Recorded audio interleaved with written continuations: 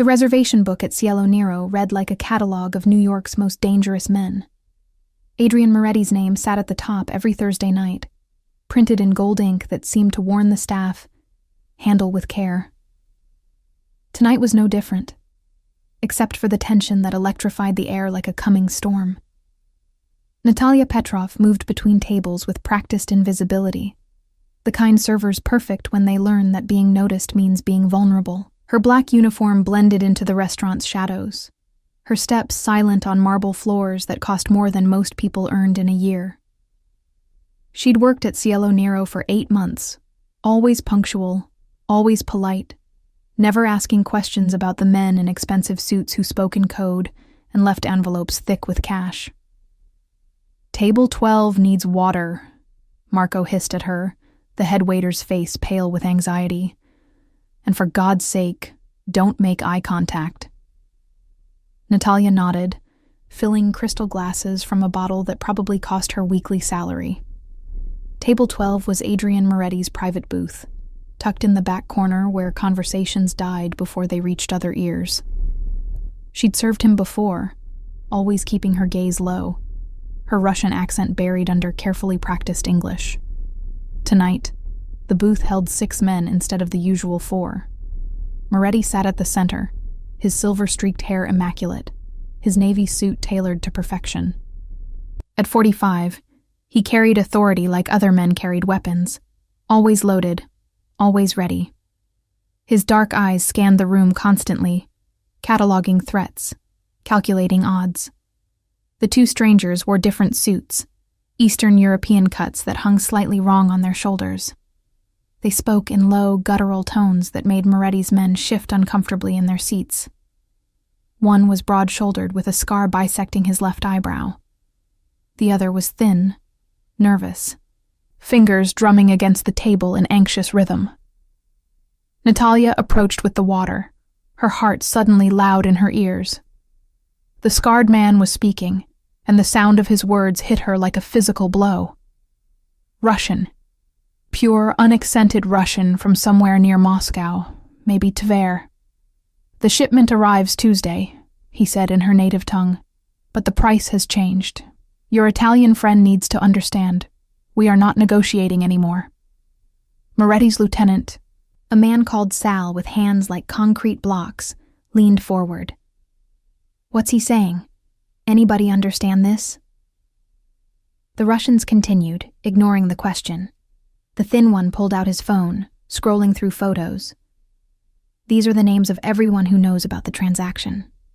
If Moretti cannot agree to our terms, we have other buyers. The Colombians are very interested." Natalia's hand trembled as she poured water. She understood every word, every threat, every detail about what sounded like a weapons shipment worth millions, maybe tens of millions, the kind of deal that could shift power across multiple organizations. "Does anybody in this godforsaken organization speak Russian?" Moretti's voice was quiet, but the fury underneath made everyone at the table freeze. "I pay you people to be prepared for everything, and I'm sitting here like a deaf man while these Slavic bastards talk circles around me." Sal spread his hands helplessly. "Boss, we got guys who speak Spanish, Italian, even Mandarin, but Russian, that's..." "Useless," Moretti finished, his jaw tight. "You're all useless." The Russians exchanged glances, smirking. They knew their linguistic advantage had just become a weapon.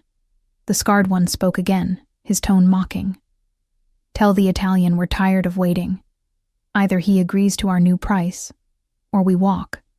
And when we walk, we talk." His enemies would love to know about the Judge Henderson situation. Natalia's breath caught. Judge Henderson. That name had been in the news 3 months ago. A sudden retirement, rumors of blackmail, whispers about organized crime. If these Russians had evidence connecting Moretti to that scandal, it wasn't just money at stake. It was everything. She should walk away, pour the water, disappear back into the kitchen, forget everything she'd heard. That was survival. That was smart. But her hands were already shaking. Not from fear, but from something deeper. Memories of another room, Another language barrier. Another moment when silence had cost everything. She'd been 7 years old, watching men in leather jackets question her father in Russian, while her mother begged in broken English that nobody understood. The memory of her mother's tears, her father's broken body, found 3 days later near the docks in Brighton Beach. 60 seconds, the thin Russian announced in his language, checking his watch. Then we leave, and Moretti can explain to his associates why he let the biggest opportunity of the decade walk away because he couldn't find a translator. Moretti slammed his hand on the table, making glasses jump. "Somebody tell me what the hell is happening, or I swear—" "They said they're leaving." Natalia's voice cut through the tension like a blade through silk. The words came out in perfect, unaccented Russian. "And they're threatening to expose you regarding Judge Henderson unless you agree to triple their original asking price for the shipment." The silence that followed was absolute. Every head turned toward her. Moretti's dark eyes locked onto hers with an intensity that should have made her look away.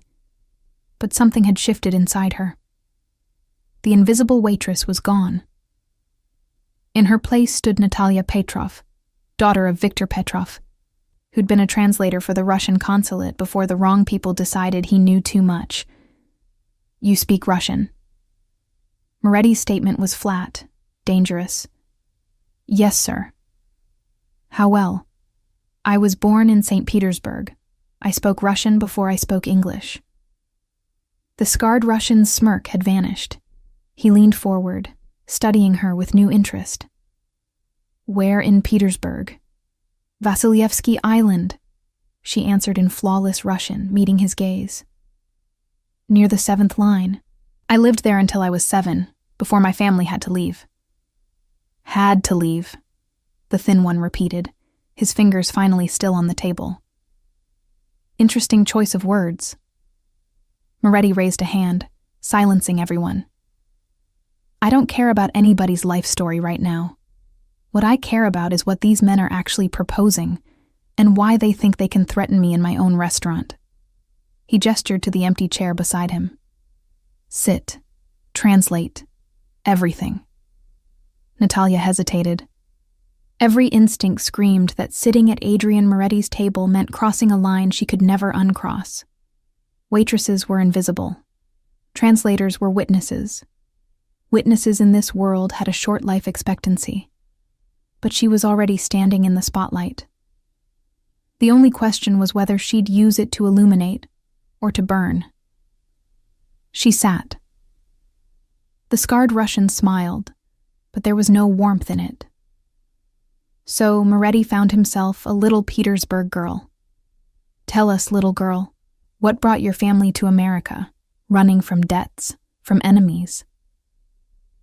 "Tell me what you're really here to discuss," Natalia replied in Russian, her voice steady despite the hammer of her heart. "The weapons shipment is obviously real, but that's not why you're demanding 3 times the agreed price. You want something else." The thin one's eyes widened slightly. Around the table, Moretti's men shifted, confused and increasingly nervous. Only Moretti himself remained perfectly still, watching the exchange like a chess master, studying an unexpected move. "Smart girl," the scarred Russian acknowledged. "Translate this for your new employer. We know about the Judge Henderson payments. We know about the Brooklyn warehouse fire last July. We know about the senator's daughter and what really happened in Atlantic City. The shipment? That's just business. But information? Information is insurance." Natalia turned to Moretti, her voice calm as she switched to English. "They're blackmailing you. The weapons deal is legitimate, but they're using it as cover to demand payment for their silence about your operations. They have evidence about Henderson, a warehouse fire in Brooklyn last July, and something involving a senator's daughter in Atlantic City." Moretti's expression didn't change, but his fingers drummed once against the table, the only sign of emotion. "Ask them how they obtained this information," she translated. The Russians exchanged glances. "Poetry," the thin one finally said in Russian. "We have it all written in poetry. Pushkin, Lermontov, Brodsky, beautiful verses that tell ugly stories. Your people would never understand, even if they found the documents. But we do. And so, it seems, does your little waitress. Natalia's blood turned cold. She knew exactly what he meant. Soviet-era intelligence operatives had used classical poetry as code. Specific words, line breaks, and references to famous verses could hide entire networks of information. It was elegant, nearly impossible to crack without deep cultural knowledge, and absolutely deadly in the wrong hands. They're using coded poetry, she told Moretti. Russian classical poetry with information hidden in the verses. It's an old KGB technique. For the first time, something flickered in Moretti's eyes. Not fear. Men like him had evolved past simple fear, but recognition of genuine danger. Can you decode it? He asked. If I see it, maybe. It depends on... Show her, Moretti commanded, his gaze never leaving the Russians. The scarred one laughed, a sound like gravel in a blender. Why would we do that? Because I'm going to kill you both right here, right now, unless you prove you actually have what you claim. My restaurant, my rules. You bring allegations, bring proof. The temperature in the booth seemed to drop 10 degrees. Sal's hand moved toward his jacket. The thin Russian's fingers twitched toward his pocket. Natalia found herself holding her breath, suddenly aware that she was sitting in the exact center of a powder keg with multiple lit fuses. Peace, the scarred Russian said, raising his hand slowly. We came for business, not war. He pulled a folded piece of paper from his inside pocket, sliding it across the table to Natalia. Read this. Tell your boss what it says. Natalia unfolded the paper with shaking fingers. The handwriting was precise, elegant, written in Russian cursive that flowed like water. At first glance, it appeared to be verses from Eugene Onegin, Pushkin's masterpiece. But as her eyes tracked the lines, she began to see the pattern. Certain words were emphasized with barely perceptible marks. Specific line breaks occurred in unnatural places. References to minor characters appeared when they shouldn't. It was brilliant and terrifying. The first verse, she said slowly, her mind working through the layers of meaning. References Henderson by using the judge character from Pushkin's The Captain's Daughter, but with modified dates that correspond to real events. The second verse. She paused, her throat dry. The second verse lists bank account numbers disguised as poetic meter. The third describes the warehouse fire using imagery from Lermontov's The Demon, with specific details about the accelerant used and the insurance fraud involved. Moretti leaned back, his face unreadable. This is one page. They mentioned they have more, Natalia confirmed. This is just a sample. Ask them how many pages. She did. The thin Russian smiled. 47 pages. 47 poems. Enough to send Mr. Moretti and half of his organization to prison for life, or to the bottom of the Hudson River if his rivals reached them first. When Natalia translated, she watched Moretti's jaw tighten almost imperceptibly. She'd just painted a target on her own back. She knew too much now. She'd decoded their secret. She'd made herself valuable, which in this world was just another way of making yourself vulnerable. Name your price, Moretti said quietly. For everything. The shipment and the poetry. The scarred Russian leaned back, spreading his arms in a gesture of false magnanimity. Finally, we speak business. The weapons shipment, 50 crates of merchandise from our Serbian associates, will cost you $12 million instead of the $4 million we originally discussed. The poetry, another $10 million for the complete collection and our assurance that no copies exist. $22 million, Moretti repeated, his voice dangerously soft. For merchandise I could source elsewhere, and information you claim to have, but haven't fully proven. Source elsewhere? The thin Russian laughed. Your Colombian friends? After what happened to their shipment last month? Or maybe the Albanians? who are currently explaining to federal investigators why their warehouse contained enough firepower to invade a small country. He leaned forward. We're not just selling you guns, Mr. Moretti. We're selling you the only guns available, from the only suppliers left who haven't been compromised. And the poetry? That's just us being entrepreneurial. Natalia translated, her mind racing. She'd stumbled into something far bigger than a simple transaction. This was about power, territory, and survival at the highest levels of organized crime. And she was sitting in the middle of it, her knowledge of Russian classical poetry somehow transformed into a currency worth millions. Ask them why they came to me, Moretti instructed. If this information is so valuable, they could have sold it to my enemies for more. The question, when posed in Russian, made both men smile. The scarred one answered, because selling to your enemies means starting a war. Wars are expensive, unpredictable, and bad for business. We prefer stability. You pay us, we give you the tools to neutralize the threats, and everyone continues making money. Dead men spend nothing. Pragmatic, Moretti acknowledged when Natalia translated, but incomplete. There's something you're not telling me. What's the real reason you're here, in my restaurant, instead of auctioning this to the highest bidder? The Russians exchanged a look. Something unspoken passed between them, and Natalia caught it. A flicker of concern, maybe even fear. Whatever they were running from, it was big enough to make them seek protection from one of New York's most dangerous crime bosses. Tell him, the thin one said in Russian, that the information we have came from someone he knows, someone inside his organization who's been recording everything for months. The poetry isn't just information. It's evidence that could bury him, yes, but also evidence that could expose the traitor. We're offering him a chance to find the snake before it strikes. Natalia's translation fell like a stone into still water. The ripples spread across Moretti's face, subtle but unmistakable. Around the table, his men shifted uncomfortably. Sal's hand moved back toward his jacket. The others straightened, suddenly aware that danger could come from any direction, including from within. A traitor, Moretti said, his voice like ice. In my organization. Multiple traitors, the scarred Russian corrected through Natalia's translation. The poetry mentions names. Not always directly, but the references are there for someone who knows what to look for. Someone who understands both Russian literature and your business. Every eye turned to Natalia again. She felt the weight of their stares like physical pressure.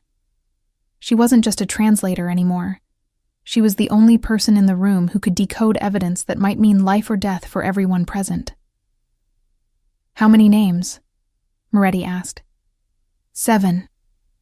Natalia answered, after receiving the Russian response.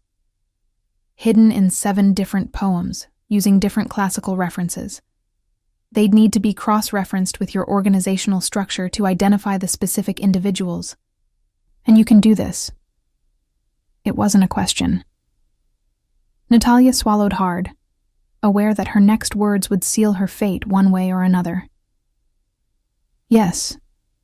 If I have access to the full collection and information about your organization's hierarchy, I can identify them. Then here's my counteroffer, Moretti announced, his gaze moving between the Russians and Natalia. I'll pay $8 million for the weapons shipment, fair market value from any honest assessment. For the poetry, I'll pay $5 million, but only after Miss Petrov here has verified its authenticity and identified the traitors. You'll wait in a secure location while she works. When I have names, you get paid. If the information is false or incomplete, you don't leave New York alive. The thin Russian started to protest, but the scarred one held up a hand. Acceptable, with one condition. The girl works under our supervision. We don't hand over the poetry and disappear while you hunt for traitors who might not exist. She decodes with us present.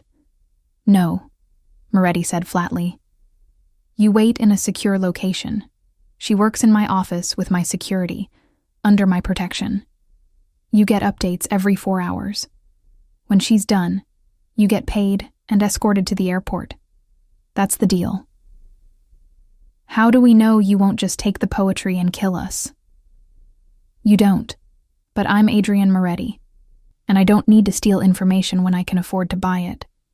More importantly, if I kill you, your Serbian friends will assume I'm compromised and stop doing business with me entirely. I need those weapons, and I need suppliers I can trust. Killing you would be short-sighted and stupid, and I didn't build this organization by being either. Natalia watched the negotiation unfold with growing horror. She'd gone from invisible waitress to key player in a multi-million-dollar deal involving international arms smuggling, organizational betrayal, and coded Russian poetry. Her hands shook as she translated the final exchange, the reality of her situation crystallizing with each word. The Russians conferred quietly in their native language. They didn't know she could still hear them, their voices low, but not quite low enough. He's right, the thin one muttered. We need him more than he needs us. The Serbians won't work with anyone else in New York, and we can't move the merchandise through Boston or Philadelphia. This is our only play. And the girl? The scarred one asked. She's smart. Too smart, maybe. She knows more than she's saying. Doesn't matter. Once Moretti has the poetry and identifies his traitors, she's a liability. He'll handle it. Natalia kept her face carefully neutral, translating unrelated conversation while her mind screamed warnings. She'd just heard her own death sentence, delivered casually as an afterthought. The Russians expected Moretti to kill her once she'd served her purpose. And why wouldn't he? She'd seen too much, knew too much, represented too much risk. We have a deal, the scarred Russian announced in English, his accent thick but understandable. The girl translates, we wait, we get paid. Everyone wins. Everyone wins? Moretti echoed, standing. The meeting was over. He gestured to Sal and another man. Take our guests to the Riverside property. Make them comfortable but secure. 4-hour updates, like I promised. Miss Petrov, you're coming with me. The Russians departed with Moretti's men, their departure drawing curious glances from other diners. Natalia remained seated, her legs suddenly uncertain beneath her. She'd just agreed to decode documents that could identify traitors in a major crime organization, working for a mob boss who would probably kill her when she finished. Stand up, Moretti commanded softly. Look like this is normal. The other staff are watching, and I don't need them wondering why my waitress is suddenly sitting at my table looking like she's seen a ghost. Natalia rose on shaking legs.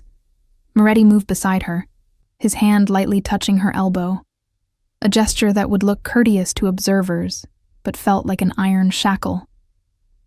He guided her toward the back of the restaurant, past the kitchen, through a door marked private, and into an office that reeked of leather, cigar smoke, and quiet menace. The door closed with a soft click that sounded like a cell door locking. Moretti moved to his desk, pouring 2 glasses of amber liquid from a crystal decanter. He held one out to her. Drink. You look like you need it. I don't. It's not a request. Natalia took the glass, the whiskey burning her throat but steadying her nerves. Moretti settled into his chair, studying her with the same intensity he'd directed at the Russians. So, Natalia Petrov from Vasilyevsky Island, he began.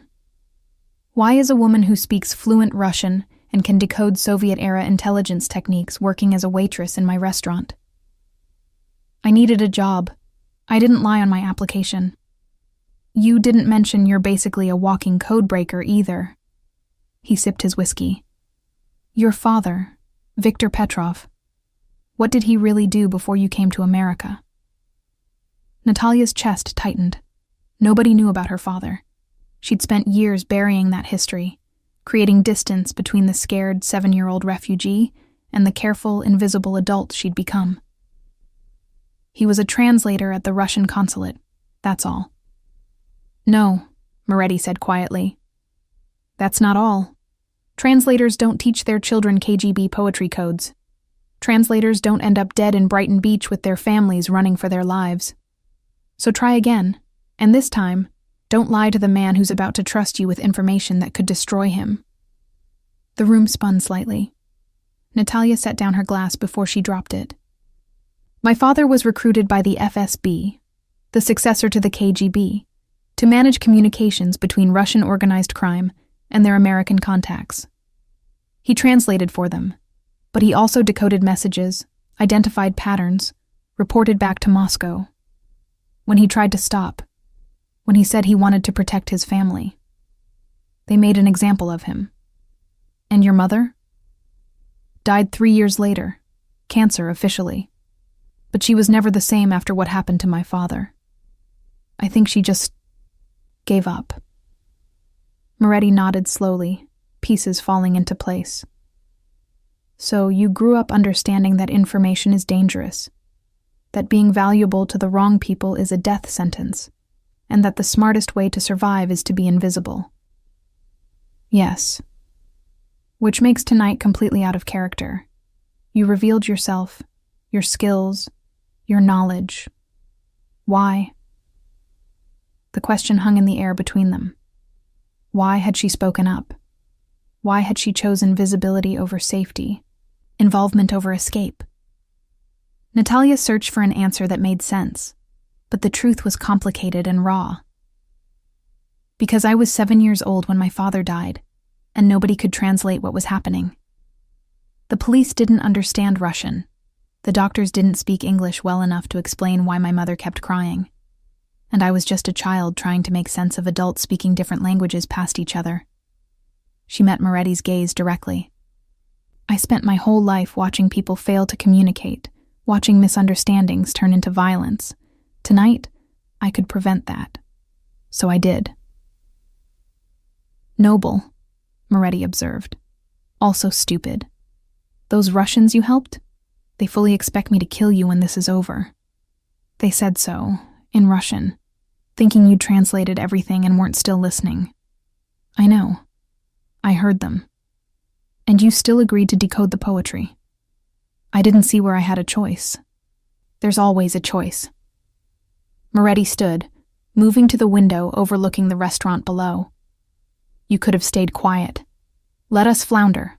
Let the deal fall apart.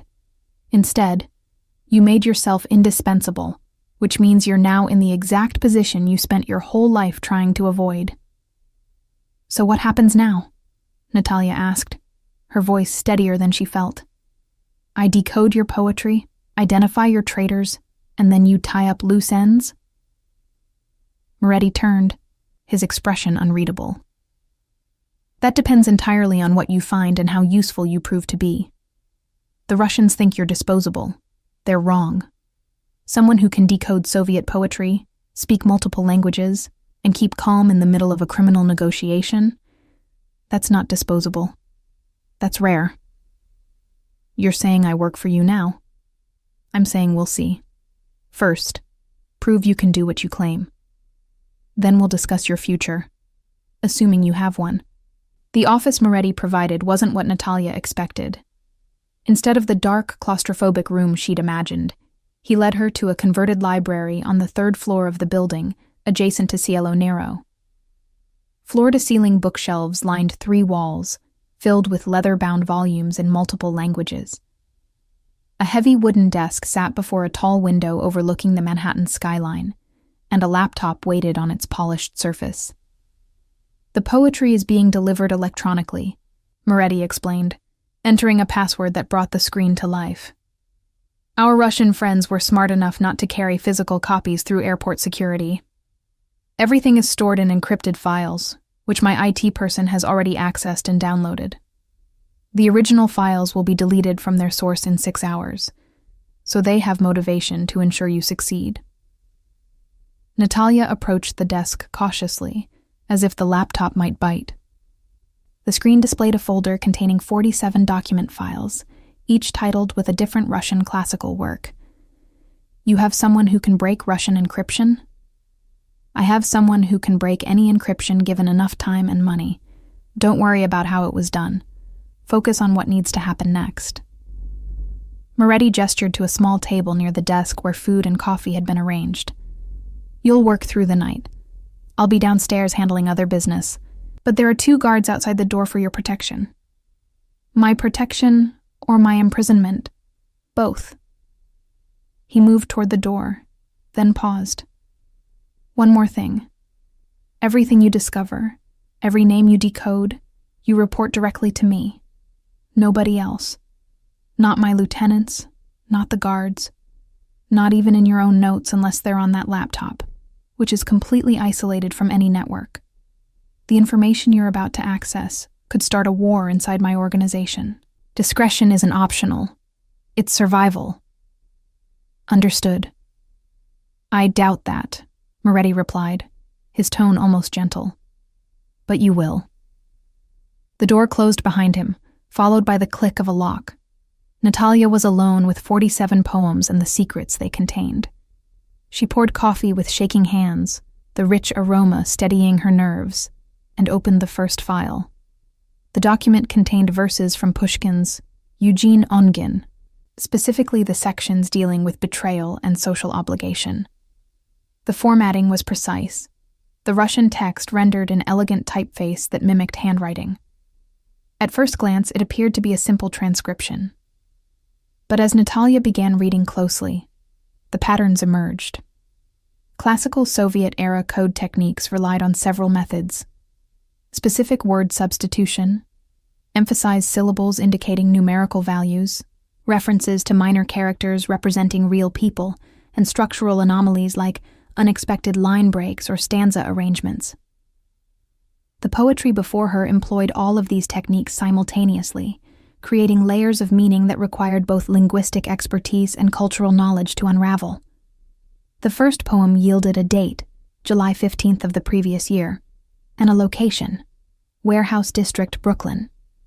Cross-referencing with the sample the Russians had shown earlier, this corresponded to the fire Moretti had been accused of orchestrating. But the coded text contained additional information: insurance policy numbers, payoff amounts, and a name embedded in a reference to Onegin's friend Lenski. Lenski, the poet in Pushkin's masterpiece. Someone artistic, someone whose role was documentation and observation. In Moretti's organization, that would be. Natalia opened a notepad file on the laptop and began typing her analysis. She worked methodically, moving through the first 5 poems in 2 hours. The pattern became clearer with each decoded verse. Whoever had created this record possessed intimate knowledge of Moretti's operations, combined with sophisticated understanding of Russian literary codes. This wasn't just information gathering. It was an art form designed to be beautiful even as it betrayed. By 3 a.m, she'd decoded 15 poems and identified 3 names. The references were subtle but unmistakable once you understood the literary allusions. A mention of Lermontov's Pechorin character, a cynical manipulator, corresponded with financial records and a man whose role in Moretti's organization involved money laundering. A reference to Gogol's Dead Souls pointed to someone managing false identities and paperwork. Each name appeared multiple times across different poems, the repetition confirming they weren't coincidences. Natalia stood to stretch, her back aching from hours of focused concentration. She moved to the window, looking out at the city lights that never quite went dark. Somewhere out there, the 3 men whose names she'd decoded were going about their lives, unaware that their betrayal had been documented in verses they couldn't read, couldn't understand, and definitely couldn't fight. A knock at the door made her jump. The lock clicked, and Moretti entered, his suit jacket removed, his tie loosened. He looked tired but alert, his eyes immediately going to the laptop screen. "Progress?" he asked. 3 names so far from the first 15 poems. The coding is consistent and sophisticated. Whoever created this knew your organization intimately and had formal training in Soviet intelligence techniques. This isn't amateur work. "Show me." Natalia pulled up her analysis notes, explaining each literary reference and how it corresponded to specific operations and individuals. Moretti listened without interruption, his face revealing nothing as she detailed evidence of betrayal from men he trusted. "These 3, he said finally. "You're certain?" "As certain as I can be without external verification. The references appear multiple times, the details are specific, and the pattern is consistent. If these poems are authentic, and based on the information you already confirmed, they appear to be, then yes, I'm certain." Moretti pulled out his phone, typing a message. "Continue working. I'll handle this." "What are you going to do?" He looked at her, and for a moment, she saw past the calculated crime boss to something colder, more primal. "What I always do when someone betrays me. Make an example that ensures nobody else is tempted to follow their path. You're going to kill them." "No," Moretti corrected. "I'm going to verify your information first. If you're right, then yes, they'll die. If you're wrong, you'll die. Accuracy matters in this business, Miss Petrov. I suggest you double-check your work before I act on it." He left before she could respond. Natalia returned to the laptop with renewed urgency, re-examining every reference, every allusion, every coded detail. She found no errors. The 3 names were solid, supported by multiple independent references across different poems. Whoever had documented Moretti's operations had been meticulous, creating redundancy that made the information verifiable. She continued working, driven by fear and fascination in equal measure. The next 10 poems yielded 2 more names and revealed something even more disturbing. A timeline. The betrayals weren't random or opportunistic. They were coordinated, following a specific sequence designed to weaken Moretti's organization systematically. Someone was orchestrating this, using multiple traitors as pieces in a larger strategy. The 26th poem stopped her cold. It was verses from Brodsky's Letters to a Roman Friend, a meditation on power, exile, and the inevitable fall of empires. But hidden within the elegant lines was a reference that made her blood freeze. The daughter who speaks both tongues, neither trusted nor trusting. A daughter who speaks both tongues, Russian and English. Someone bilingual, someone positioned to translate, someone who could operate in both worlds. Someone exactly like Natalia herself. She read the passage 3 times, hoping she'd misunderstood. But the meaning was clear. The person who'd created these poems knew about her. Known she existed. Known she worked at Cielo Nero. Known she possessed the exact skills needed to decode the information. This wasn't coincidence. She'd been part of the plan from the beginning. The door opened again. Moretti entered with 3 other men, all carrying themselves with the casual violence of people who'd killed before and would again. He approached the desk, his expression grave. "Your 3 names checked out," he said quietly. "We found evidence exactly where your poetry suggested. Financial records, communications, dead drops. You were right about everything." "I need to show you something," Natalia interrupted, pulling up the 26th poem. Her hands shook as she highlighted the relevant section. "This passage, it references someone like me. Someone bilingual, positioned to translate. The person who created these poems knew I was here, knew I could decode them. This whole situation, the Russians coming tonight, me being forced to reveal myself, everything. It was orchestrated." Moretti leaned over the desk, reading the screen carefully. His jaw tightened. "Who knew you spoke Russian before tonight?" "Nobody at the restaurant. I never put it on my application. I deliberately kept it hidden." "Then someone outside the restaurant knew. Someone who tracked you, identified your skills, and engineered this entire situation." He straightened, his mind visibly working through implications. The Russians didn't stumble onto this poetry. They were given it, probably by whoever created it. They came to me specifically because they knew I'd need a translator, and they knew you'd be here to provide those services. But why? What's the end game? "You're the end game," one of the other men said, speaking for the first time. He was older than Moretti, silver-haired with eyes like flint. Think about it. You decode the poetry, identify traitors, prove your value. Moretti keeps you alive because you're useful, but now he has to trust you completely because you know everything. Meanwhile, the person who created this poetry has embedded a spy right in his inner circle, and there's nothing he can do about it because killing you means losing the only person who can decode the remaining poems. That's insane, Natalia protested. I'm not a spy. I didn't even know this was happening until tonight. Doesn't matter, Moretti said, his voice tired. Innocent or not, you're now positioned exactly where someone wanted you. The question is whether I can trust that you're actually innocent, or whether everything you've told me tonight is part of an incredibly sophisticated play. The room fell silent. Natalia felt the weight of suspicion pressing down from all sides. She'd gone from invisible waitress to suspected double agent in less than 12 hours, and the worst part was that she couldn't prove her innocence. Everything that had happened fit the pattern of elaborate manipulation. Even her genuine surprise could be an act. There's only one way to resolve this, she said finally. Let me finish decoding all 47 poems. If I'm a spy, the remaining texts will reveal my purpose or my handlers. If I'm innocent, they'll show who really created this trap and what they wanted to accomplish. Or, Moretti countered, the remaining poems will give you more information about my organization, making you an even more valuable asset to whoever sent you. So, what's your alternative? Kill me now and lose the chance to decode the rest?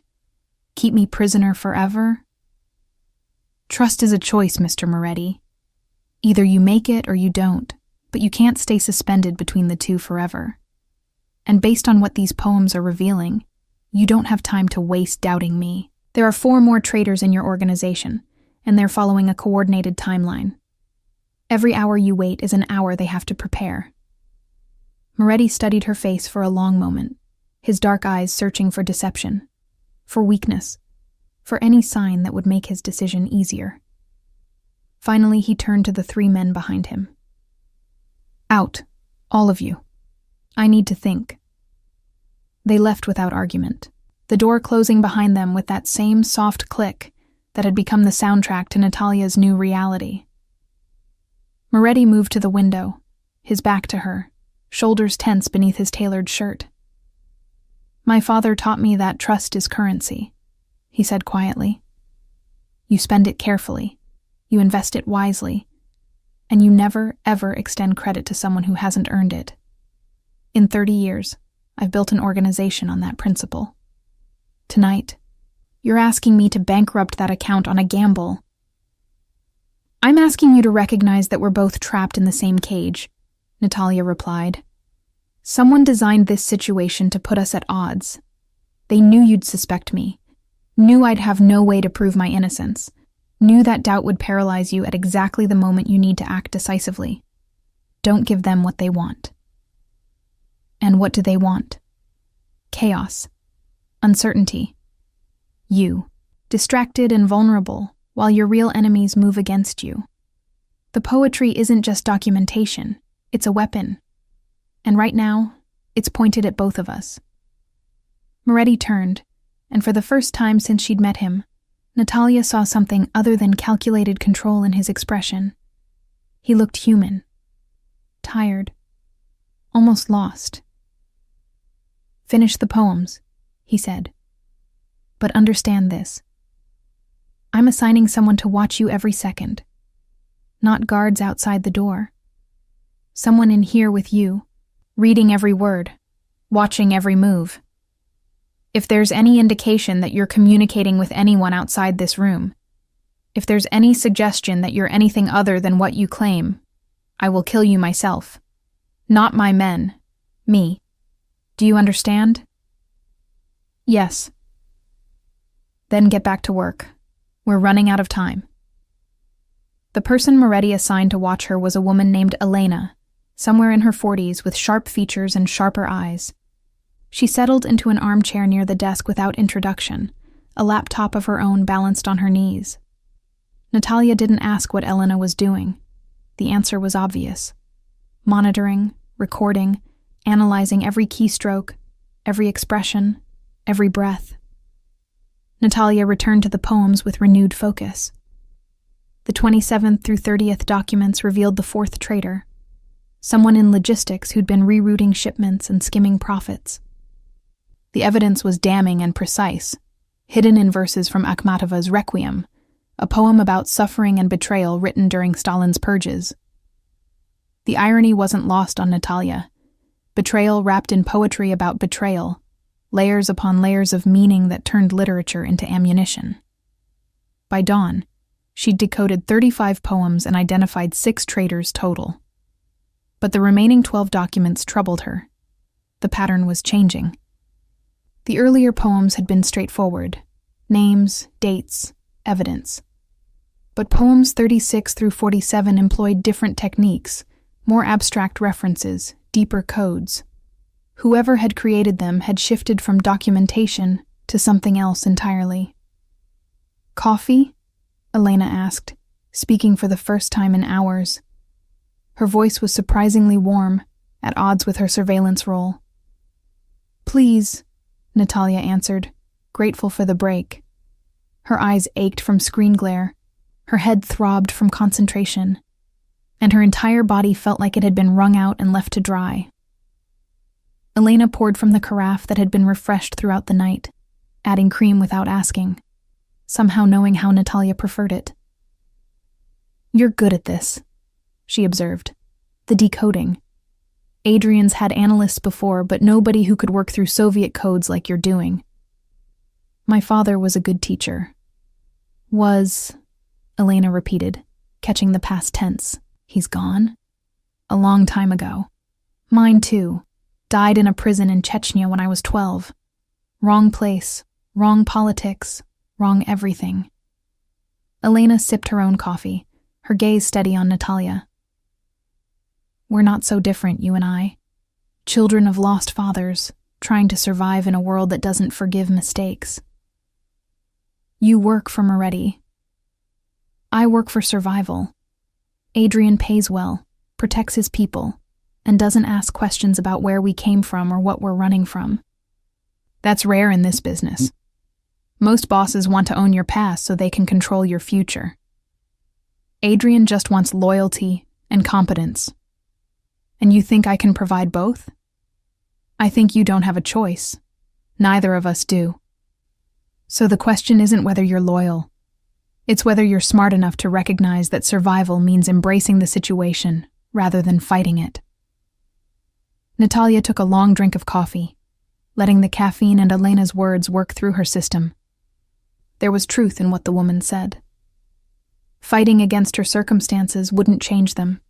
The only path forward was through the remaining poems, through Moretti's suspicions, through whatever trap had been laid. "The last 12 poems are different," Natalia said, pulling up document 36. "The coding has changed. See here? Instead of straightforward substitution and literary reference, there's mathematical sequencing embedded in the meter. Specific syllable counts that don't match the original works. It's more sophisticated, harder to crack." Elena moved to stand behind her, studying the screen. "What does that tell you?" "That whoever created these poems wanted to slow me down at this point. The first 35 were meant to be decoded relatively quickly. Identify the obvious traitors, create urgency, force Moretti to act. But these last 12? They're designed to take time. Which means something is happening on a specific timeline," Elena finished. "And whoever set this in motion needs you occupied while it unfolds." The realization hit them simultaneously. Natalia spun in her chair, meeting Elena's alarmed gaze. "How long have I been in this room?" 11 hours. "And during that time, Moretti has been acting on the information I've provided, moving against the traitors I identified, restructuring his security, essentially reorganizing his entire operation based on intelligence that could be deliberately designed to weaken him." "Mother of God," Elena breathed. She grabbed her phone, typing rapidly. "If the first 6 names were sacrificial pieces People someone was willing to burn to establish your credibility. Then the real attack is coming now, while Moretti's organization is in chaos from internal purges, while his attention is focused on identifying remaining traitors, while he's distracted by... The explosion shook the building's foundation. Books tumbled from shelves, the window cracked with a sound like a gunshot, and both women were thrown to the floor as the lights died. Emergency lighting flickered on, bathing everything in red. "Stay down," Elena shouted, pulling a gun from beneath her jacket. She moved to the door, yanked it open, and fired 3 shots into the hallway. Natalia heard screaming, running footsteps, more gunfire from somewhere below. "What's happening?" "What you just predicted. Someone's attacking while we're vulnerable." Elena grabbed Natalia's arm, hauling her to her feet. "We need to move. Now." "The laptop, the poems. Leave them. Your life is worth more than data Adrian can retrieve later." But Natalia jerked free, running back to the desk. She yanked a USB drive from the laptop, copying the files with shaking fingers. If she died tonight, at least the evidence would survive. At least Moretti would know who'd betrayed him, even if he couldn't trust her explanation. Another explosion, closer this time. The window shattered completely, spraying glass across the floor. Through the opening, Natalia glimpsed fire blooming from the restaurant below, smoke billowing into the night sky. "Now!" Elena screamed. And this time Natalia didn't argue. She clutched the USB drive and ran. The hallway was chaos. The 2 guards who'd been stationed outside lay motionless in spreading pools of blood. Elena stepped over them without pause, her gun sweeping corners, her body moving with the efficiency of military training. They took the stairs at a run, emergency lighting casting everything in nightmare shades of red. "Who's attacking?" Natalia gasped, her lungs burning. "If I had to guess, the same people who created your poetry. They set this up perfectly. Feed Adrian intelligence about internal traitors. Let him tear apart his own organization hunting them, then strike while everyone's confused and suspicious. Classic military strategy. Make your enemy defeat themselves before you throw the first punch." 3rd floor, 2nd floor. The sounds of fighting grew louder. Gunfire, shouting in multiple languages, the crash of furniture being overturned. Elena paused at the landing, gesturing for silence. Below, in the restaurant's main dining room, figures moved through the smoke and shadows. "Russian accents," Elena whispered. "Not the 2 from earlier. These are professionals. Military contractors, probably. The kind you hire when you want a job done clean and permanent." "How many?" "Too many. We need another exit." They reversed course, taking a service corridor that led toward the kitchens. But as they rounded a corner, a figure materialized from the smoke, the scarred Russian from earlier, his suit torn and bloodied, a gun in his hand. "The translator," he said in Russian, his smile terrible. "How convenient. Save me the trouble of finding you." "You were part of this from the beginning," Natalia replied in the same language, her mind working frantically. "The poetry, the deal, everything. You brought information designed to destabilize Moretti's organization so someone else could attack while he was vulnerable." "Very smart. Too smart, perhaps. We didn't expect you to decode things so quickly, or to realize the trap before it fully closed. But no matter. You've served your purpose." He raised the gun, and time seemed to slow. Natalia saw his finger tighten on the trigger, saw Elena moving too slowly to intercept, saw her own death approaching with mathematical certainty. The shot that rang out came from behind them. The scarred Russian jerked backward, a red flower blooming on his chest. He looked down at the wound with something like surprise, then collapsed. Adrian Moretti stepped through the smoke, his own gun still raised, his suit covered in soot and blood. He looked like something from a classical painting of hell, a dark angel walking through flames, beautiful and terrible in equal measure. "Nobody kills my translator," he said quietly. I haven't finished using her yet." Moretti moved past Natalia and Elena without a glance, checking the fallen Russian's pulse before removing weapons and a phone from the body. His hands were steady, methodical, a man performing familiar tasks while the world burned around him. Only when he'd secured everything did he finally look at Natalia. "You figured it out," he said. It wasn't a question. Too late to prevent this. She gestured at the chaos surrounding them, smoke still billowing from multiple directions, fire alarms shrieking their warnings into the night. "But soon enough to save both our lives, which counts for something." He checked his gun's magazine, then looked at Elena. "Status? At least 20 hostiles, professional grade. They came through the front and back simultaneously, using the internal confusion from your purge as cover. Most of your security is dead or pinned down. We've got maybe 5 minutes before they secure the building completely. The Riverside property? Compromised. Got word 3 minutes ago. Everyone there is dead, including the thin Russian. So whoever orchestrated this cleaned up their loose ends." Moretti's jaw tightened.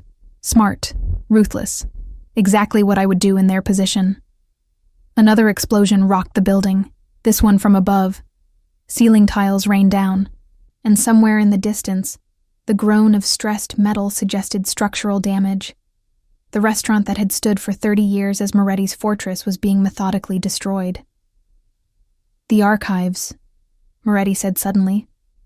"Underground, below the wine cellar, reinforced doors, separate ventilation system, emergency tunnel to the parking garage 3 blocks away. If we can reach it, we can get out alive." "That's across the entire building," Elena protested, "through the main dining room where most of the hostiles are concentrated. Then we go fast, and we go hard. Miss Petrov, stay between us. You're carrying information that someone went to extraordinary lengths to create and equally extraordinary lengths to bury. That makes you valuable." He looked at her directly. "It also makes you a target. Don't slow us down, don't try to be heroic, and for God's sake don't get shot. Clear?" "Clear," Natalia managed, though her voice sounded distant, like someone else was speaking through her body. They moved as a unit, Elena on point, Moretti taking rear guard, Natalia sandwiched between them clutching the USB drive like a talisman. The service corridor led them past the kitchens, now a smoking ruin of overturned equipment and shattered glass, and toward the main restaurant floor. The dining room had been transformed into a war zone. Tables were overturned, expensive artwork riddled with bullet holes, crystal chandeliers hanging at drunken angles. Bodies lay scattered across the floor, both Moretti's men and the attackers, their blood mixing on marble that had once gleamed like polished ice. The air smelled of gunpowder, smoke, and something darker, the copper tang of mass violence. "Left side," Elena whispered. 3 hostiles behind the bar. Moretti didn't respond verbally. He simply moved, his gun tracking toward the bar with fluid precision. 3 shots, 3 bodies falling. Elena was already moving toward the next cover point, her own weapon finding targets with the same deadly efficiency. Natalia ran when they ran, stopped when they stopped. Her entire world narrowed to the space between 2 people who killed with the casual expertise of long practice. She'd seen violence before. Her father's death had ended any illusions about the world's gentleness. But never like this. Never so personal, so immediate, so utterly devoid of drama or hesitation. They reached the wine cellar stairs as gunfire erupted from somewhere behind them. Bullets chipped the walls, sprayed plaster dust, forced them to dive through the doorway and slam the reinforced door shut. Heavy bolts slid home, and for a moment, there was blessed silence. "That won't hold long," Moretti said, already moving down the stone stairs into darkness. "They'll breach it with explosives in under 3 minutes. Keep moving." The wine cellar was a cathedral to expensive taste. Climate-controlled chambers lined with bottles worth more than most cars, organized with the precision of a museum collection.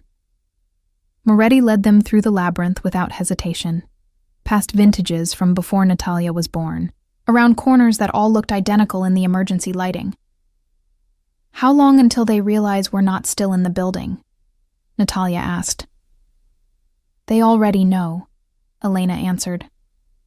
"Professional assault teams don't leave escape routes unmonitored. Whatever's waiting at the other end of your tunnel, Adrian, it won't be friendly." "I know, but it's better than waiting here to die." The tunnel entrance was hidden behind a false wall of wine racks. Moretti pressed a concealed switch, and an entire section swung outward, revealing a passage that looked like something from a Cold War spy novel. Concrete walls, bare bulbs, the smell of damp earth and old secrets.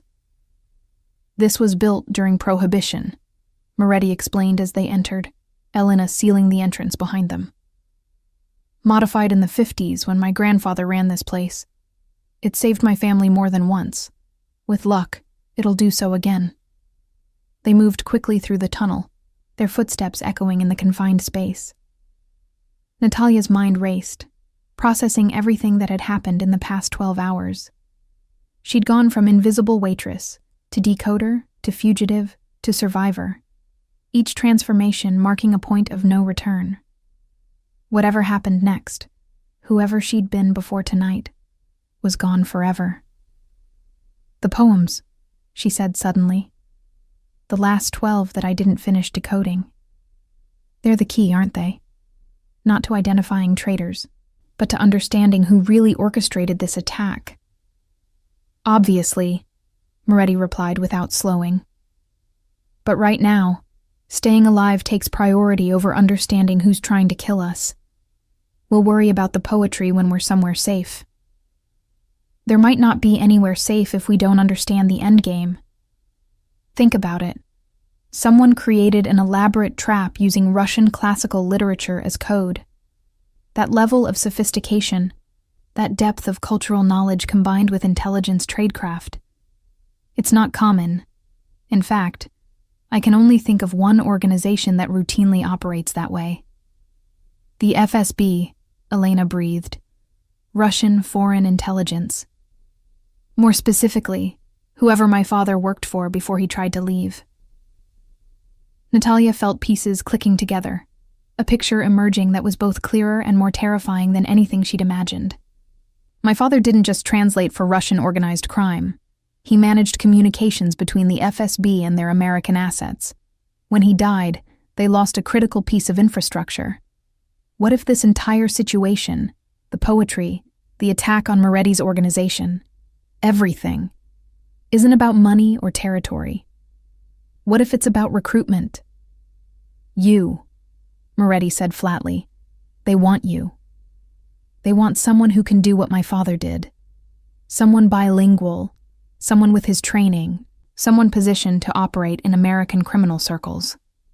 They created a situation that would force me to reveal my skills, then engineered events that would make me dependent on you for protection.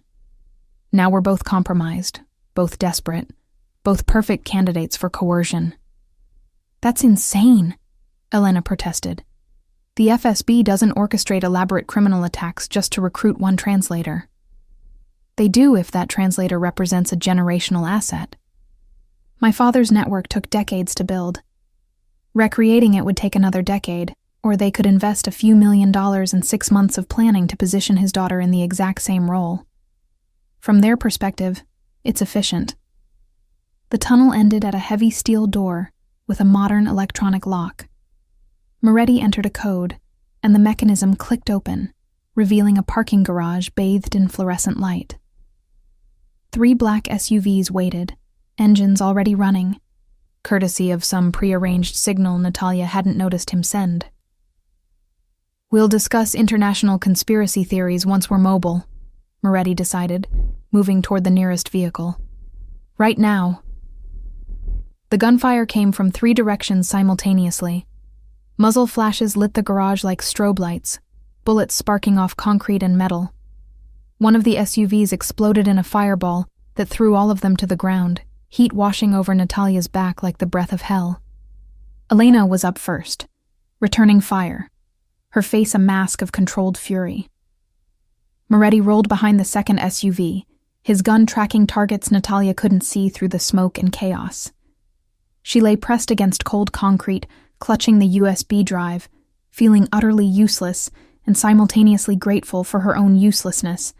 At least she wasn't expected to join the killing. 30 seconds, Moretti shouted. Get to the third vehicle. But before they could move, a new voice cut through the chaos. It spoke in Russian, amplified by some kind of megaphone, the words echoing off concrete walls with brutal clarity. Natalia Petrovna Petrov, daughter of Viktor Mikhailovich Petrov. We're not here to kill you. We're here to bring you home. The shooting stopped. In the sudden silence, Natalia heard her own heartbeat, loud and frantic in her ears. She looked at Moretti, saw the calculation in his eyes, the awareness that whatever happened next would define everything that followed. Home, she called back in Russian, her voice stronger than she felt. I've been in America since I was 7. This is home. America killed your father. America left your mother to die alone and forgotten. America turned you into a waitress, invisible and powerless. We're offering you the chance to become what your father was. Important, respected, essential. My father tried to leave your organization. You murdered him for it. Your father failed to understand that some knowledge makes freedom impossible. He thought he could walk away from his obligations. We corrected his misunderstanding. You're smarter than he was. You understand that power requires sacrifice, that security demands loyalty, that survival means choosing the right allies. A figure emerged from the smoke. He was tall, somewhere in his 50s, with the weathered face of someone who'd spent years in harsh climates. His suit was expensive, but not ostentatious, and he carried no visible weapon. Authority radiated from him like heat from pavement. My name is Dmitry Volkov, he continued in Russian, though Natalia suspected he spoke perfect English. I was your father's handler. I tried to save him, but he'd already made choices that left us no alternatives. You don't have to make his mistakes. Come with us peacefully and Mr. Moretti lives. Refuse, and everyone in this garage dies, including you. We'd prefer you alive and cooperative, but we'll settle for the intelligence you've already gathered. The USB drive, Natalia realized. You don't just want me. You want the decoded poems. You want to know what your own operation documented. The poems were created by one of our assets inside Moretti's organization, someone who's been documenting everything for 18 months. But our asset was killed 2 hours ago during Moretti's purge of suspected traitors, and the codes they used to communicate with us died with them. You're the only person left who can decode what they documented. That makes you valuable beyond measure. Moretti, still behind the SUV, spoke without showing himself. She decoded 35 out of 47 poems, identified 6 traitors, including your asset, apparently. If you kill us, you get the USB drive but lose the only person who can decode the rest. Which is why we're offering terms, Volkov acknowledged. Miss Petrov comes with us. The USB drive comes with us. You live, free to rebuild your organization however you choose. In 6 months, after we've extracted everything we need from both her knowledge and the remaining poems, we'll consider releasing her if she's been cooperative. Consider releasing her, Moretti repeated, his tone flat with disbelief. You expect me to hand over my translator on the promise of maybe seeing her alive again? I expect you to recognize when you have no negotiating position. You're outnumbered, outgunned, and trapped in a parking garage with limited exits. Your organization is in shambles, your resources depleted, your people dead or scattered. We're offering you survival. That's considerably more generous than you deserve, given how much damage you've done to our American operations over the years. Natalia's mind raced through options, finding no good ones. If she refused, everyone died, including herself, which would accomplish nothing. If she agreed, Moretti lived, but she disappeared into an FSB black site, becoming exactly what her father had been, a prisoner of her own expertise, too valuable to release but never truly free. There had to be another option. Some variable she wasn't seeing, some piece of the puzzle that would shift the entire board, and then she saw it, the flaw in Volkov's plan, hidden in his own words. "You said your asset created the poems over 18 months, she called out in Russian. But you didn't know what they documented because the codes died with your asset. That means the poems weren't just documentation for you. They were documentation against you." Volkov's expression flickered. Just for a moment, but it was enough.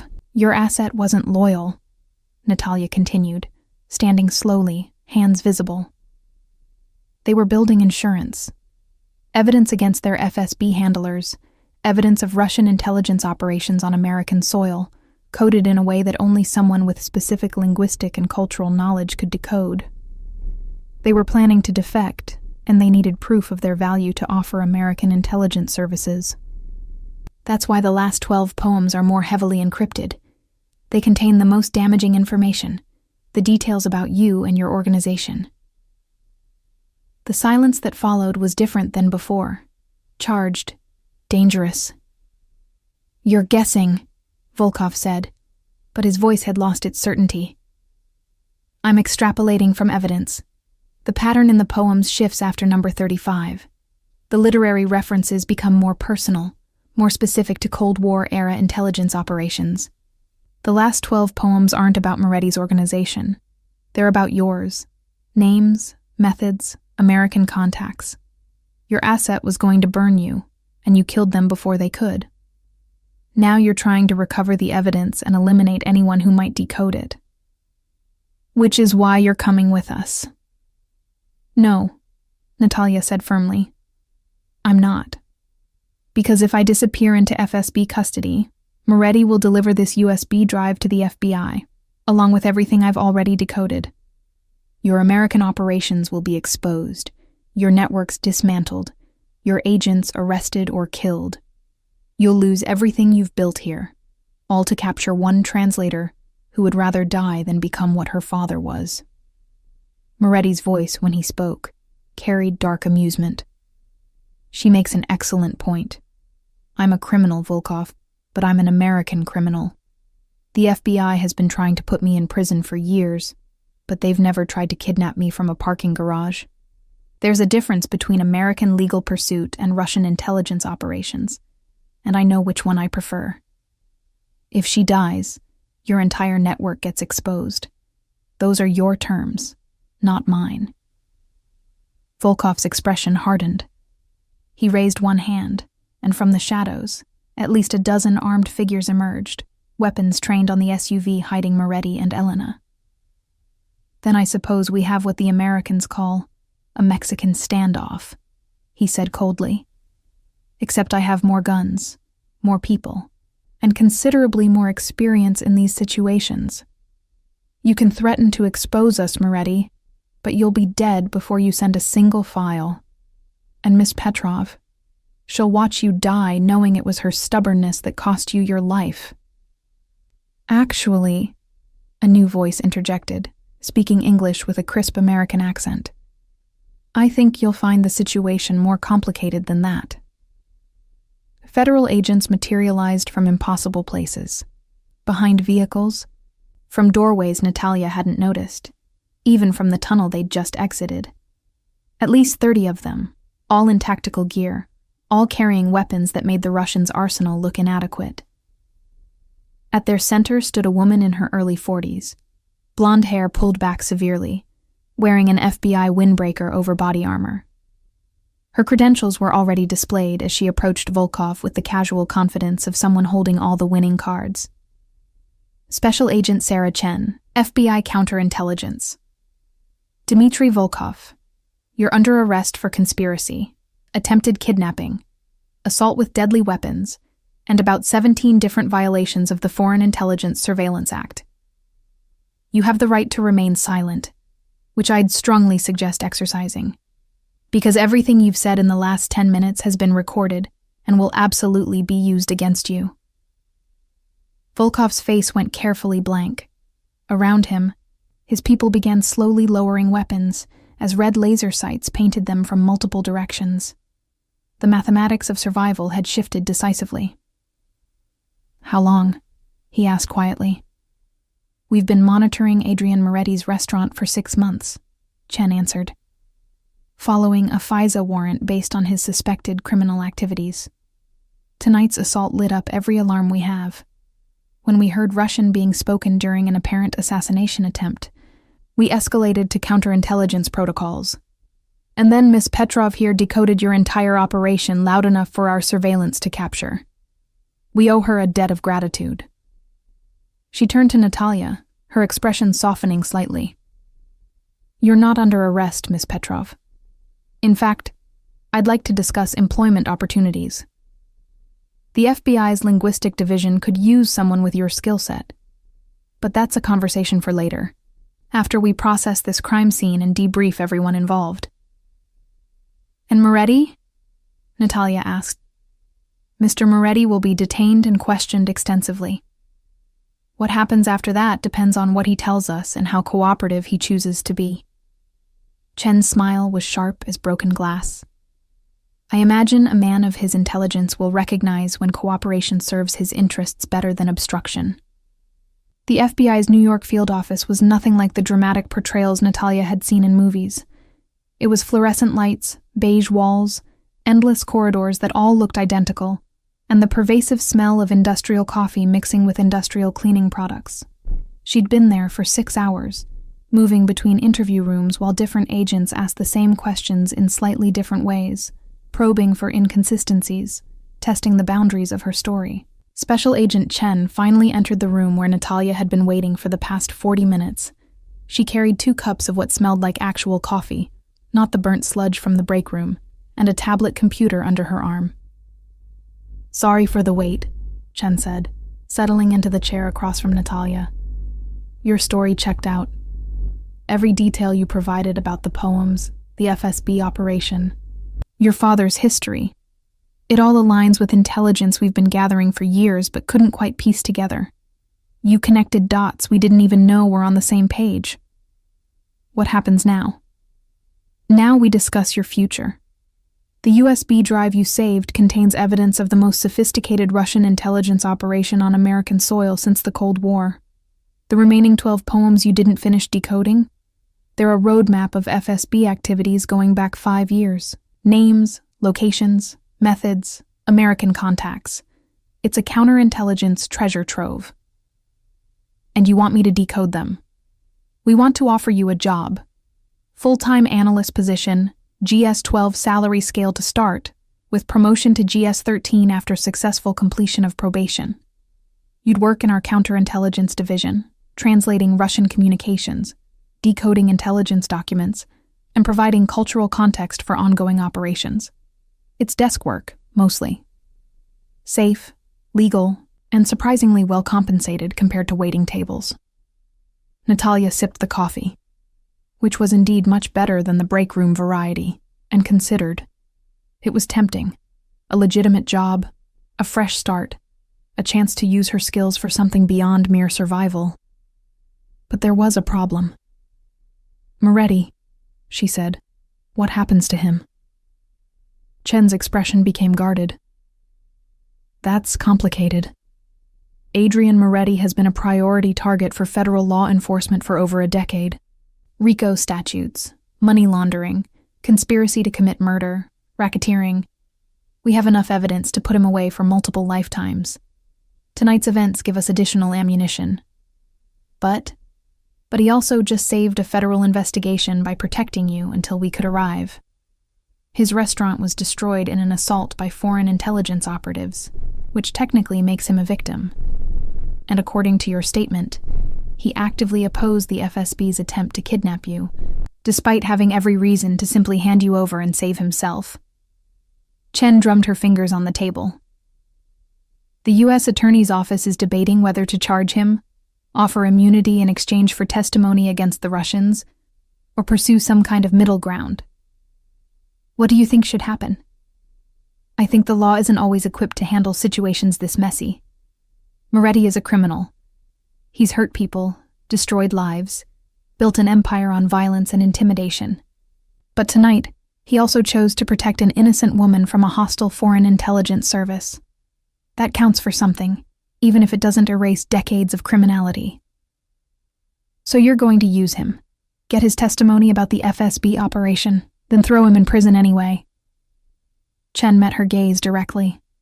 Probably, unless he's smart enough to negotiate a deal that actually serves his interests. A good lawyer, which Moretti can definitely afford, might argue for witness protection, reduced charges, even immunity if the intelligence he provides is valuable enough. The system has flexibility when it wants to. Can I see him? Why would you want to? It was a good question. Natalia examined her own motivations, trying to separate gratitude from Stockholm Syndrome, genuine connection from trauma bonding. Adrian Moretti was a criminal who'd threatened to kill her multiple times. He was also the man who'd stood between her and a Russian kidnapping team, who'd trusted her when every logical calculation suggested he shouldn't, who'd treated her like a valuable human being rather than a disposable asset. Because he deserves to hear the truth directly from me, Natalia finally answered. About what the poems contained, about what I decoded, about what happens next. He risked everything to protect information he didn't fully understand. The least I can do is explain what it all meant. Chen studied her for a long moment, then nodded. 15 minutes, supervised, and understand that anything you discuss can and will be monitored and potentially used in legal proceedings. I understand. They led her through more identical corridors to an interview room that looked exactly like the one she'd just left. Adrian Moretti sat behind a metal table, still wearing his soot-stained suit, his hands free of restraints, but his posture suggesting he understood the futility of resistance. He looked up when Natalia entered, something complicated flickering across his face. The translator, he said, still alive. I wasn't certain that would remain true once the FBI got involved. They offered me a job. Of course they did. You're exactly what they need. Bilingual, experienced with Russian intelligence techniques, and conveniently available now that your previous employer's restaurant has been reduced to rubble. His tone was dry, but not bitter. Are you taking it? I haven't decided yet. That's partially why I'm here, to understand what you're planning to do. Planning? Moretti laughed, the sound harsh in the small room. My organization is decimated. 6 of my most trusted people were exposed as traitors or Russian assets. My headquarters is destroyed. Federal agents are currently seizing every property, account, and asset I own. I'm not planning anything. I'm negotiating survival, which is considerably less dignified than I'd prefer. The FBI might offer you a deal. Testimony against the FSB operation in exchange for reduced charges or immunity. And then what? Witness protection? A new identity in some Midwestern suburb? Pretending to be a retired accountant while I watch daytime television and slowly lose my mind? He shook his head. That's not survival. That's just a slower death. Natalia pulled out a chair and sat, ignoring the watching agent by the door. The last 12 poems, she said quietly. I decoded them. While we were waiting for processing, I worked through the patterns. You need to know what they contained. Moretti leaned forward, suddenly focused. Tell me. The FSB asset in your organization wasn't just documenting your operations. They were documenting a much larger network. Russian intelligence has been using organized crime families across the eastern seaboard as cover for intelligence gathering, money laundering, and influence operations. Your organization was just one piece. The poems list 7 other crime bosses who've been similarly infiltrated, along with specific details about FSB handlers, communication protocols, and long-term strategic objectives. Christ, Moretti breathed. How long has this been running? At least 8 years, based on the earliest references. Maybe longer. The asset who created the poems was meticulous. They documented everything. Payments, meetings, operations that appeared to be criminal enterprise but were actually intelligence collection. It's comprehensive enough that the FBI could dismantle the entire network if they move quickly, which is why you're valuable to them. You're the key that unlocks the whole operation. Yes, but here's what the FBI doesn't know yet, what I only realized while finishing the decoding. The poems contain a second layer of information hidden beneath the intelligence documentation. Financial records. The FSB has been stealing from the criminal organizations they infiltrated, skimming profits, redirecting funds to offshore accounts. Millions of dollars over nearly a decade.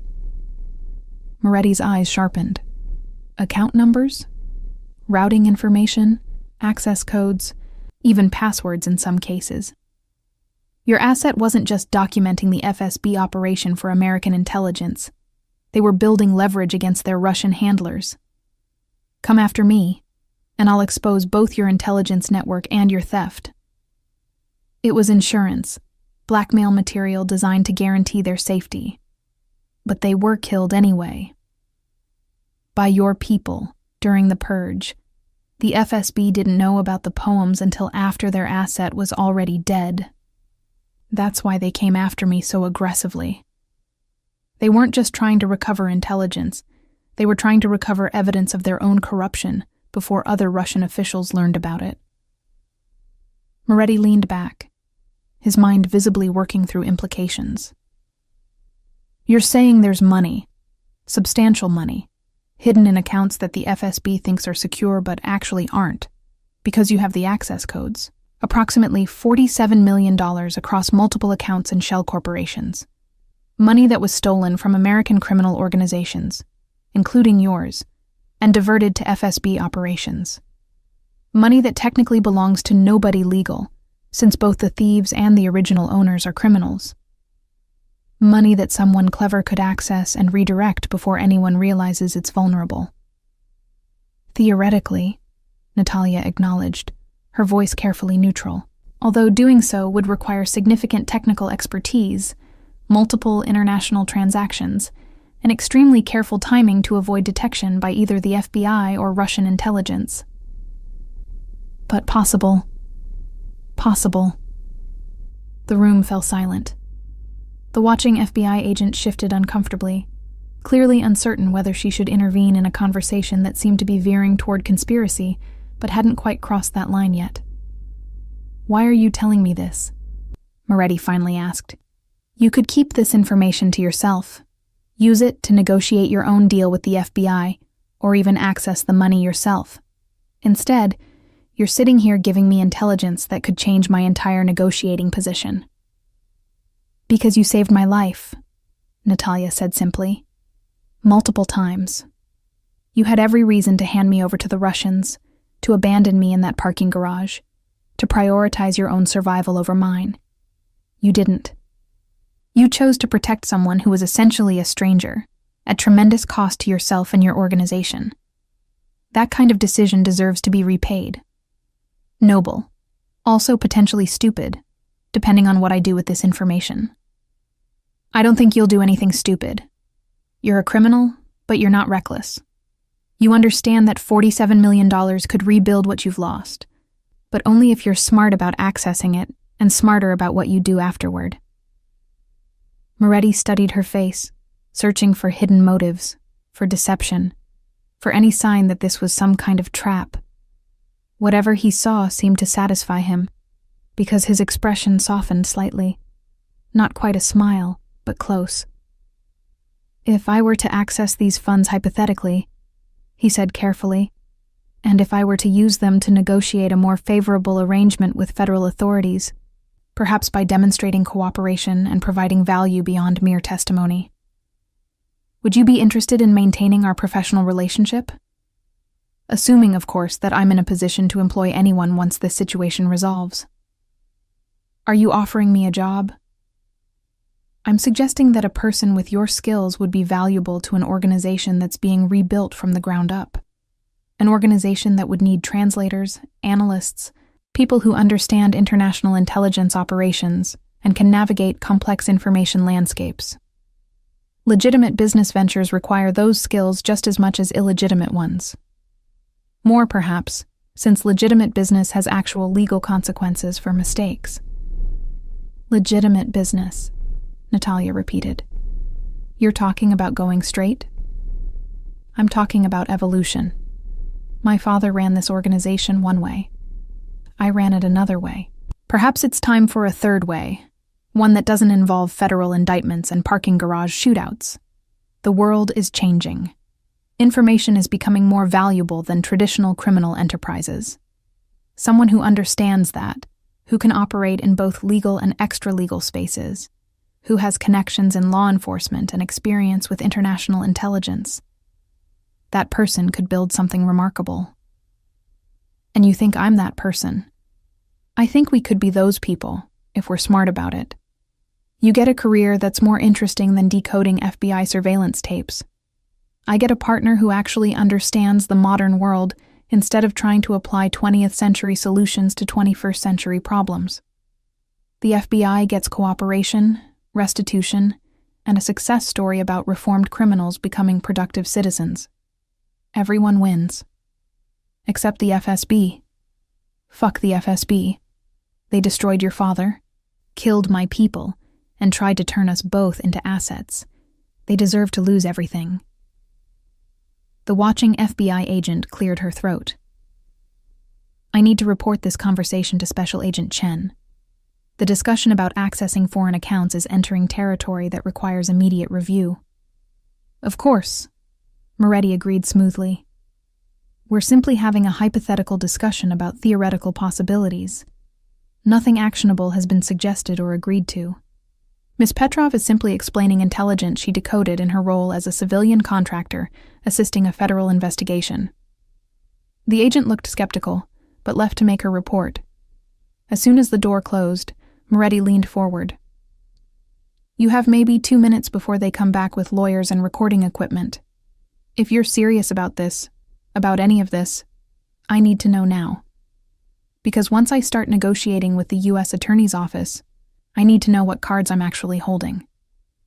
Natalia took a breath, feeling the weight of the decision pressing down. She could take the FBI job. Safe, legal, respectable. Desk work analyzing threats from a distance, never risking more than paper cuts and eye strain.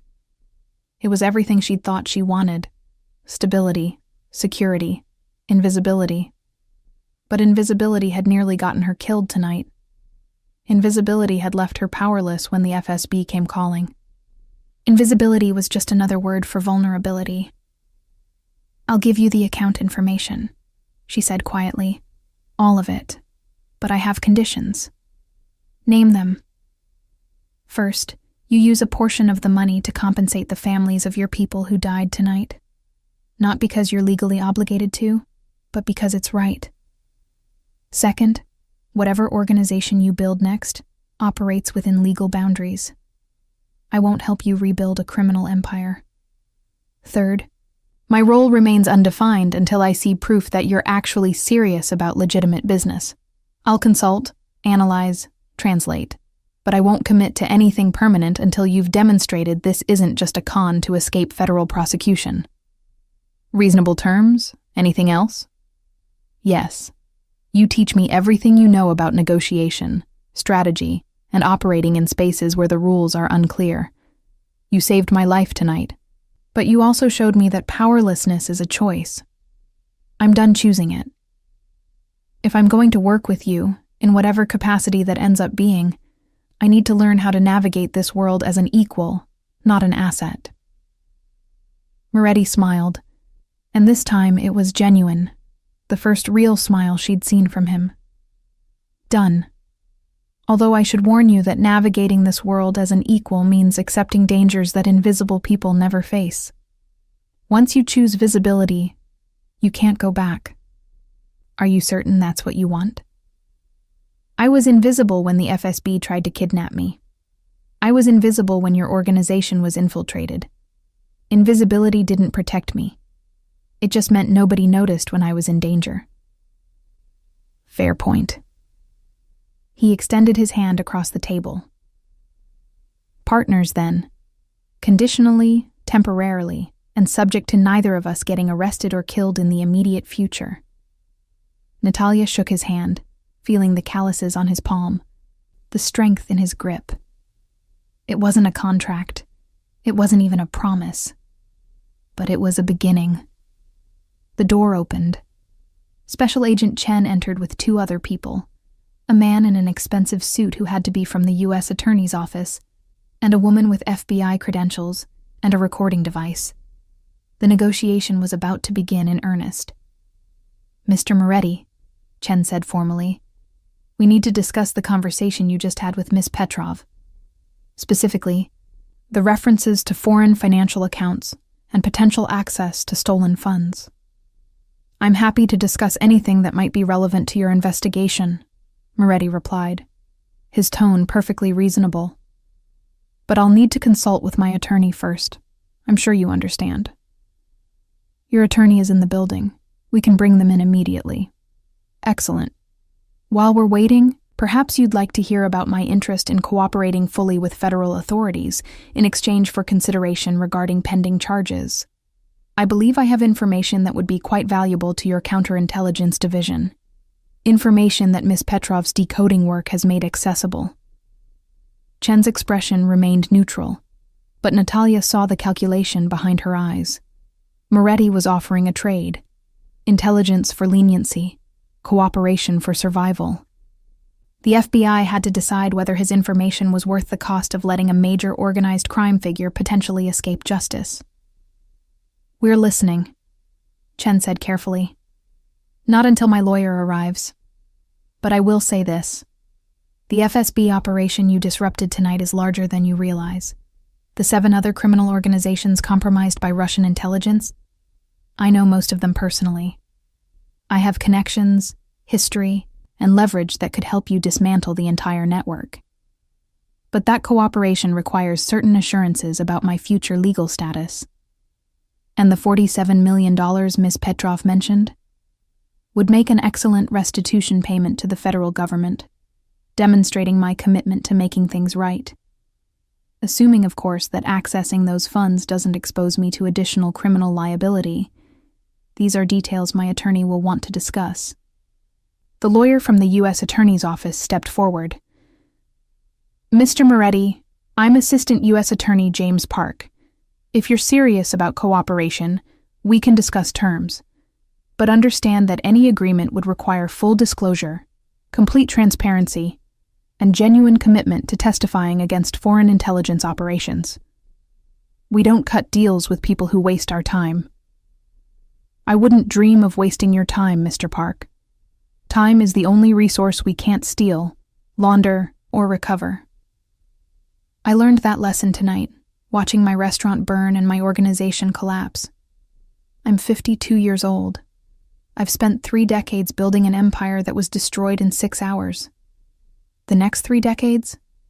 I'd prefer to spend them doing something that doesn't involve federal indictments and Russian assassination teams. "Legitimate business," Park said skeptically. "You're asking us to believe that Adrian Moretti, one of the most successful organized crime figures in New York history, wants to go straight. I'm asking you to believe that intelligent people adapt to changed circumstances. My organization was infiltrated by foreign intelligence. My operations are compromised. My assets are seized. Continuing as I was would be insane. So yes, I want to explore alternative approaches to earning a living, approaches that involve lawyers, accountants, and significantly less gunfire." Park exchanged glances with Chen. Some silent communication passed between them, years of institutional knowledge weighing options, calculating odds. "We'll need to review everything with our supervisors," Chen finally said. "But preliminarily, we're interested in discussing terms. Your attorney can begin negotiations immediately, assuming they're available." "They're in the building," Moretti confirmed, "probably terrorizing your reception desk as we speak." Chen smiled tightly. "I'll have them brought up. Miss Petrov, you're free to go. We have your contact information if we need additional decoding assistance. The employment offer stands if you're interested. Think about it and let us know." Natalia stood, feeling suddenly exhausted. The adrenaline that had sustained her through the night was draining away. leaving behind the bone-deep weariness of surviving something terrible. What about the FSB, Volkov and his people? In federal custody facing multiple charges. They'll be prosecuted to the fullest extent of the law, which in their case includes potential espionage charges carrying life sentences. They won't be bothering you or anyone else. And the other Russian assets in various organizations? That information is classified, but I can tell you that your decoding work has initiated the largest counterintelligence operation against Russian organized crime in decades. You've done your country a significant service, Miss Petrov. The question is whether you want to continue doing so officially, or return to private life. Natalia looked at Moretti one last time. He met her gaze steadily, and something unspoken passed between them. Not a promise, not even an agreement, just an acknowledgement that they'd survived something impossible together, and that whatever happened next would be shaped by that shared experience. I need time to think, she said, about everything.